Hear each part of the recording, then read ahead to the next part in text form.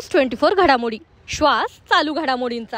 महाराष्ट्राचं राज्याचं मंत्रिमंडळाची बैठक पुण्यश्लोक अहिल्यादेवी होळकरच्या जन्मगावी या ठिकाणी चोंडीमध्ये होणार आहे। मी या ठिकाणी त्यांचं स्वागत करतो मंत्रिमंडळाचं आणि प्राध्यापक राम शिंदे साहेबांच्या सहकार्याने सभापती झाल्यानंतर चोंडीमध्ये येत असताना त्यांचं राजमाता अहिल्यादेवी होळकर यांचं काम पूर्ण देशामध्ये एक प्रसिद्ध घाट आणि प्यायला पाणी यांची जी योजना होती संपूर्ण देशाने बघितलेली आहे। आणि महाराष्ट्राचं मंत्रिमंडळाची इथे बैठक होत असताना मला वाटते जामखेड तालुक्यामध्ये अनेक वर्षापासून कधी मंत्रिमंडळ आलेलं नाही। या ठिकाणी मंत्रिमंडळाची बैठक होताना जामखेड तालुका हे ऐतिहासिक आहेत। त्यामध्ये खरड्याच्या मराठ्याची शेवटची लढाई झाली होती, ते खरड्याच्या किल्ल्यावरून झाली होती आणि त्यामध्ये मोगलाला हरवण्याचं काम मराठ्यांनी त्या ठिकाणी खरड्याच्या किल्ल्यावर केलं होतं।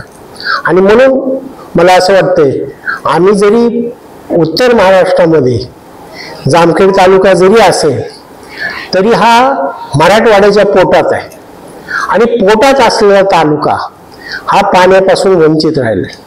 आणि त्याला खरं पाणी द्यायचं असेल आष्टी तालुक्यामध्ये जी जामखेडची तालुक्याची परिस्थिती तीच आष्टीची आहे, पण आष्टीला कुकडीचं पाणी मिळतं, या ठिकाणी उजनीचं पाणी आता उपलब्ध होणार आहे आणि भूम आहे, इकडे पाटवदा आहे, अशा ठिकाणी पाटवद्याला थोडं पाणी कमी आहे, पण भूम सारख्या भागामध्ये त्या ठिकाणी पाणी उपलब्ध करून तो भाग देखील सुजलाम सुफलाम झालेला आहे। म्हणून माजी खासदार आणि रहिवासी म्हणून जामखेडचा सुपुत्र म्हणून माझी राज्य मंत्रिमंडळाकडे एक मागणी आहे की आपण चोंडी येथे अहिल्यादेवी होळकरांच्या जन्मगावी येताना आपलं विजन आहे की अहिल्यादेवीत राजमातांनी घाट बांधून लोकांना ताणलेल्या लोकांना पाणी देण्याचं काम केलेलं आहे। आपण मंत्रिमंडळाची बैठक आपल्या तालुक्याचे सुपुत्र जामखेडचे राम शिंदे साहेबांनी ठेवली आणि योग असे आपले जिल्ह्याचे पालकमंत्री राधाकृष्ण विखे पाटील आणि पाटबंधारे खातेच त्यांच्याकडे आहे।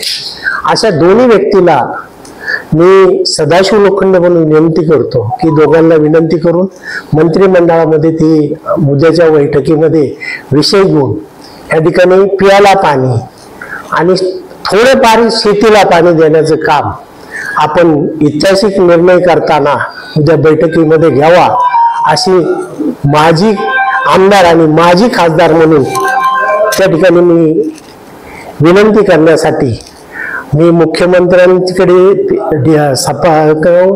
उपमुख्यमंत्री एकनाथ शिंदे साहेब असेल, या ठिकाणी अजितदादा पवार साहेब असेल, यांना सर्वांना विनंती करतो आणि आपले पालकमंत्री आणि सभापती यांना देखील विनंती करतो की आपण याचा मंत्रिमंडळामध्ये विचार करून ताणलेला पाणी आणि शेतीला थोडंफार पाणी देण्याचा निर्णय करावा। म्हणून आज पत्रकार परिषदेत घेऊन आम्ही ती मागणी करत आहे।